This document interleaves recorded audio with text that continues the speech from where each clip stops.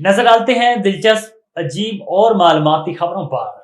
उर्दन की शुमाली गवर्नरी अरवद में माजूरों के एक बाहरी मरकज में टीचर की जानिब से एक बच्चे को थप्पड़ मारे जाने के बाद हुकाम ने मरकज को बंद कर दिया। उर्दन के पब्लिक सिक्योरिटी डायरेक्टोरेट की मीडिया तर्जमान आमिल सरफतावी ने कहा है कि फैमिली प्रोटेक्शन डिपार्टमेंट के कारकुनान ने मुकामी सोशल मीडिया पर पोस्ट की वीडियो तहकीकात शुरू कर दी। उनका मजीद कहना था कि इंतजामिया थप्पड़ मारने वाले टीचर से तफ्तीश कर रही है और इसे अदालत के हवाले कर दिया है। टीचर से तस्दीक के बाद मालूमात इकट्ठी करके बच्ची की शनाख्त का तयन किया गया, फिर इसे और इसके सरबराह को फैमिली प्रोटेक्शन डिपार्टमेंट में तलब किया गया है।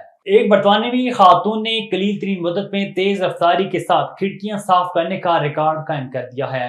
मीडिया रिपोर्ट्स के मुताबिक 16.13 सेकंड में 3 खिड़कियां साफ करके बरतानवी खातून ने गिनीज वर्ल्ड रिकॉर्ड्स का एजाज हासिल किया।